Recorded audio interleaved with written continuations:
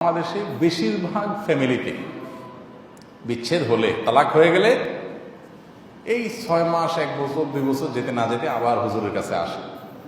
আয়েশা বলে, হুজুর এখন একসাথে হওয়ার কোনো রাস্তা আছে কিনা? কারণ আগের ঘাটের পানি খেয়ে দেখছি পরের ঘাটের চাইতে আগের ঘাটই ভালো ছিল, এখন আবার আসতে চাই। তো এমনভাবে তালাক মারে, আসার রাস্তা আর থাকে না। যাই হোক, এই জন্য তালাক দেওয়ার আগে বহুবার চিন্তা করতে হবে। রাগ উঠছেন, রাগের চোটে তৎক্ষণাৎ তালাক না দিয়ে একটু সুচিন্তিতভাবে, রাগের মাথায় তালাক দিবেন বলছি, কিন্তু সুচিন্তিতভাবে দিবেন, ঠান্ডা মাথায় বুঝে শুনে যোগ বিয়োগ করে। তারপরে এখন যদি যিনি প্রশ্ন করেছেন তার প্রশ্ন অনুযায়ী 2 দিনে 2 তালাক স্বামী দিয়ে থাকে, তাহলে তো 2 তালাক হয়ে গেছে।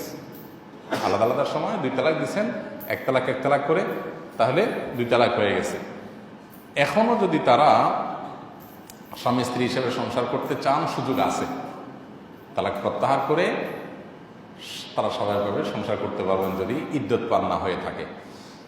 আর যদি ইদ্যত পার হয়ে থাকে তাহলে নতুন করে শুধু আগ্রহ পড়ায়া, বিয়ে পড়ায়া আবার তারা থাকতে পারবেন। কিন্তু এখন তারা আগুনের আপনার গুহার কিনারায় দাঁড়িয়ে আছেন। তালাক 2টা শেষ, আর কয়টা আছে হাতে? লাস্ট অস্ত্রটা আছে। এই ট্রিগারে টিপ দিয়ে ফেললে কিন্তু আর সুযোগ থাকবে না। এরপরে হুজুরের ফতোয়া কুলানো যাবে না, একসাথে আর থাকার কোনো সুযোগ থাকবে না, শেষ। এই জন্য ভেবে চিনতে আগাইতে হবে যে এখন শেষটা আছে।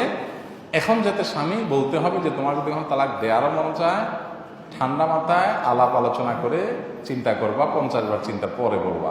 মুখ দিয়ে ফুস করে বলে ফেলবা, ঠুস করে তালাক হয়ে যাবে।